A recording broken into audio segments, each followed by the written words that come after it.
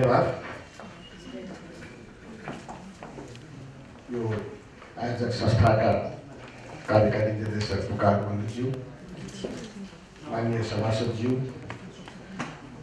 पूर्व मुख्य सचिवज्यू, यहाँ आज हामी बिचमा प्रस्तुत हुनुभएका इनोभेटिभ लिडरहरू, उपस्थित महिला तथा सदस्य, आज यो नेपाल लिडरसिप कन्फरेन्स मेरो लागि एउटा युनिक अपर्च्युनिटी भयो।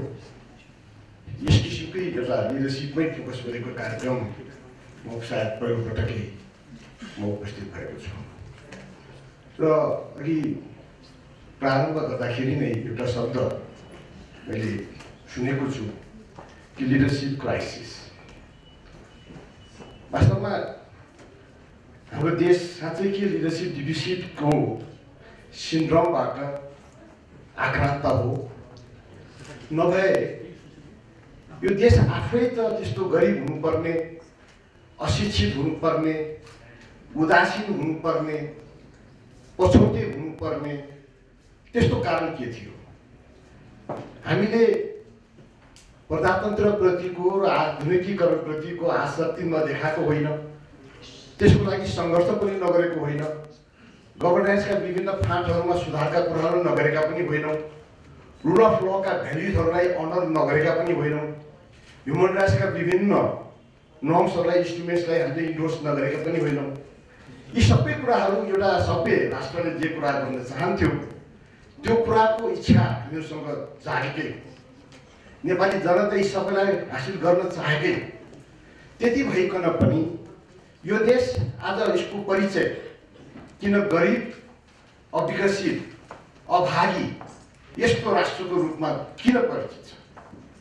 हाम्रो रिसोर्सहरू पनि नभएका होइन, हाम्रो सोसल क्यापिटल पनि नभएको होइन, पपुलेसन पनि नभएको होइन, हामीसँग उद्यमशीलता पनि नभएको होइन, त्यो पोटेन्सियल नभएको पनि होइन, अर्काको लागि काम गर्न सक्ने, अर्काको उत्पादनशीलता बढाइदिन सक्ने हामीहरू हामी आफ्नो लागि किन गरिरहेका छैनौँ?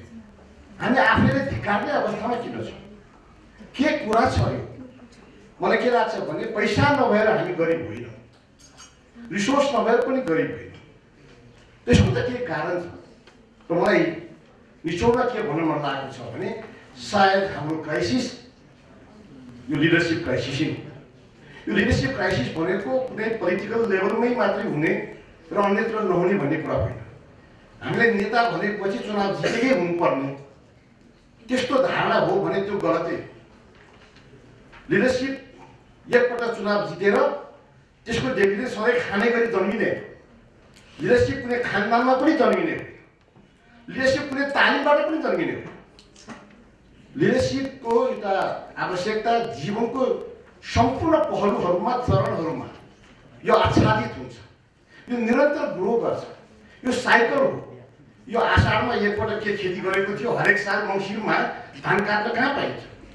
एकपटक चुनाव के जितेको थियो सधैँभरि के बजाएर खान कहाँ पाइन्छ? चुनाव त हरेक साल हरेक दिन जितिरहनु पर्छ नि। हरेक दिन जित्ने चुनावलाई आवधिक चुनावमा जित्ने हो। एकपल्ट चुनाव जितेर भोलिको दिनदेखि हार्न कहाँ पाइन्छ? त्यस कारणले यो जीवनको सम्पूर्ण पहलुहरूमा लिडरसिप आवश्यकता हुन्छ। लिडरसिप हरेक तह र तबकामा हुन्छ, हरेक व्यक्ति र समुदायमा हुन्छ। र हामीले सायद हामी सामन्ती सोचको प्रभावमा हामी छौँ। हामीले टप डाउन लिडरसिप, माथि बसेका मान्छे लिडर हुन् र तल बसेका मान्छे गरिया हुन्। त्यसैले सायद हामीले बुझौँ र हामी यो क्राइसिसमा आज छौँ। यसलाई उल्टाउनै पर्ने आवश्यकता छ। मैले अघि यहाँ रिडिफाइन भन्ने शब्द म हेरिरहेको छु। कसरी रिडिफाइन गर्ने होला? रिडिफाइन गर्दाखेरि अगाडि बसेको सबैले सम्झिएको बिर्सनै नसक्ने त्यस्तो व्यक्तित्व लिडर हो कि? मैले भन्ने गरेको छु। म अघि कृष्ण गेवालीसँग कुरा गर्दै थिएँ। मलाई उहाँले भन्नुभयो तपाईँ मेमोयर लेख्नुहुन्छ होला। मैले मेमोयर म किन लेख्नु? मलाई मेमोयर लेखेकै कारणले मलाई चिन्नु पर्ने मेरो के चिन्हारी भयो? मलाई किन चिन्नु पर्यो? मलाई सम्झिनु पनि किन पर्यो? म आखिर त नश्वर देह हो, त्याग गरेर जाने नै हो, सम्झिनै किन पर्यो? आखिर जति सम्झे पनि त्यो सम्झेको कुरा पनि फेरि भौतिकै हो। कति दिन टिक्छ र त्यो? धेरै लामो समयसम्म सम्झना बगिरहँदैन। त्यस कारण मैले के भन्न चाहन्छु भने यदि मेरा कहीँ योगदान छन् भने त्यो सिस्टममा कहीँ योगदान, सिस्टम सुरु work, not me, not my memory. मलाई त्यस्तो लिडरसिप, एउटा लिडरसिप अर्काले तहलाउने, अर्काले थर्काउने अथवा अर्काले लोभ लगाउने, त्यस्तो लिडरसिप पनि के लिडरसिप हो र? लिडरसिप भनेको त एसेन्सियल क्वालिटी के लाग्छ भने यो त ट्रान्सफर्मेसन प्रोसेसै हो। एउटा लिडरले धेरै फलोवर जन्माएर केही काम छैन। एउटा लिडरले धेरै लिडर जन्माउनुपर्छ। सन्तान दशसन्तानसम्म त्यो लिडरसिपको हस्तान्तरण हुनुपर्छ।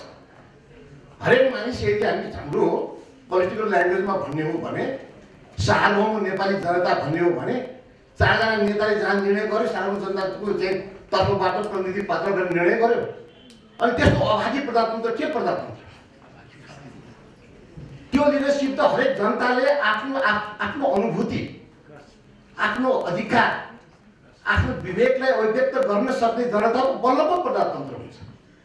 प्रजातन्त्रको वारिसनामा लिएर कसैले ठेगान लगाइदियो के प्रजातन्त्र भयो? त्यसले मलाई के लाग्छ भने हामी प्रजातान्त्रिक हौँ। मलाई त्यो हो कि होइन मलाई शङ्का छ। व्यक्ति मनमा मेरो द्वन्द्व भइरहन्छ। सायद प्रजातन्त्र हामी चाहन्छौँ, त्यसकारण प्रजातन्त्र उन्मुख हौँ। प्रजातान्त्रिक भइसक्यो कि सकेनौँ यो फेरि कल्चरल कन्टेक्स्टमा हेर्नुपर्छ, डेभलपमेन्टको कन्टेक्स्टमा हेर्नुपर्छ। यो त्यति सहज कुरा पनि छैन। यसरी हेऱ्यो भने मलाई असाध्यै जटिल लाग्छ। लिडरसिप भनेको वास्तवमा is full of risk, full of dangers. कसैले लिडरसिप हुन चाहेर कहाँ हुन्छ सहीसँग लिडरसिप?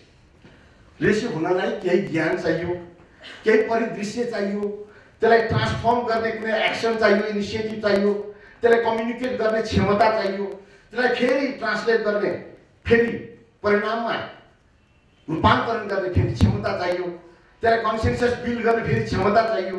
कति धेरै क्षमताहरू चाहिन्छ। जबकि हामीलाई पगमा क्वेसन गर्नेहरू छन्।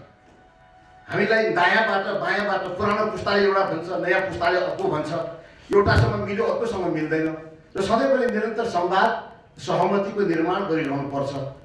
कहिले न यो परिवर्तनको कुरा के हुन्छ भने leadership is all about change. Change should be mean for good. If we are not doing then we are not living. Leadership चाहिँ ग्रोथमा, परिणाममा हामी बाँच्नुपर्छ। त्यो के हामी एचिभ गर्छौँ? Are we inform enough? हामी कन्टेम्पोरेरी सोसाइटीको नर्म्स र एक्सपेक्टेसनबाट परिचित छौँ? त्यसप्रति सेन्स अफ एकाउन्टेबिलिटी छौँ कि हामीसँग फेयरनेस छ? कि हामी डिभिडेन्डहरू बाँड्न राम्रोसँग चाहन्छौँ कि एकाधिकार गर्न चाहन्छौँ?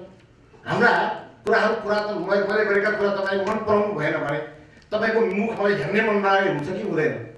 मेरा विरोधीहरूलाई पन्छाएर एक छत्र राज गर्न मलाई मन लाग्छ कि लाग्दैन? धेरै कुराहरू छ। एट्याकहरू हुन्छ। एट्याकहरू फेरि पर्सनल भएर आउँछ, पारिवारिक भएर आउँछ, वंश भएर आउँछ, कुल भएर आउँछ, जिल्ला क्षेत्र भएर आउँछ, लिङ्ग भएर आउँछ, धर्म भएर आउँछ। आरोपहरू नितान्त व्यक्तिगत भएर आउँछ। थाम्न गाह्रो हुन्छ।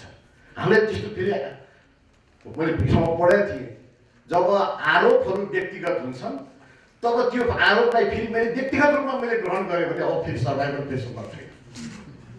त्यो व्यक्तिगत आरोपलाई व्यक्तिकरण गर्नु हुँदैन।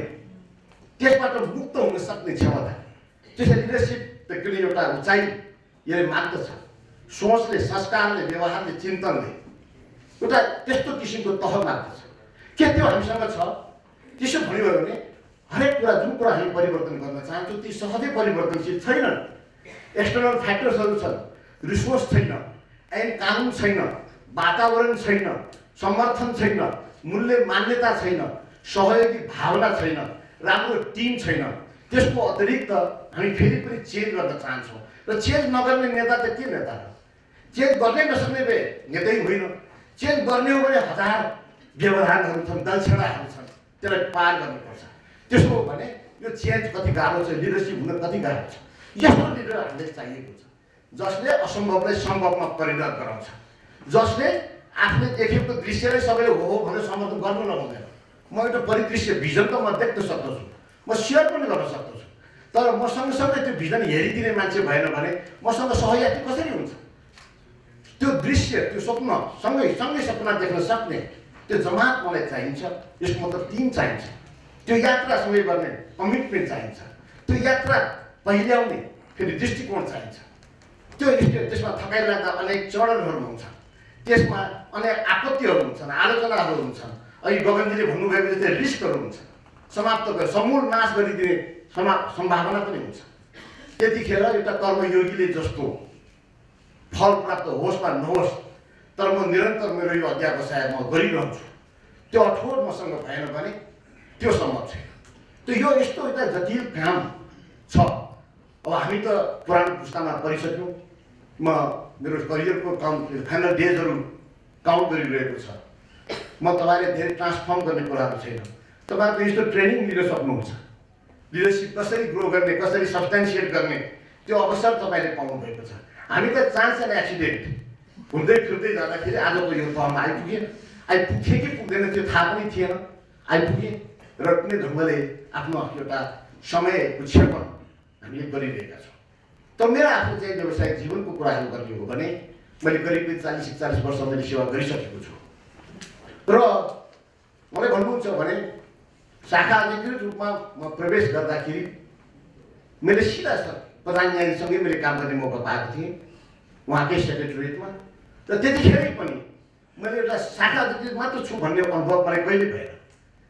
एउटा साथीको, सहयोगीको, एउटा सम्मानजनक सम्बन्धको मैले त्यो अनुभव गरेको छु र निरन्तर मलाई अपमानको भय अति रह्यो र स्वाभिमानको जागेर्ना गर्ने चिन्ता पनि अति रह्यो। मलाई लाग्छ नेतृत्व आफू स्वाभिमानी हुनु जरुरी छ र अर्काको स्वाभिमानको जागेर्ना गर्न, सम्मान गर्न पनि जरुरी छ। जसले अर्काको सम्मानलाई सम्मान गर्दैन त्यसले आफ्नो सम्मान पनि जोगाउन सक्दैन।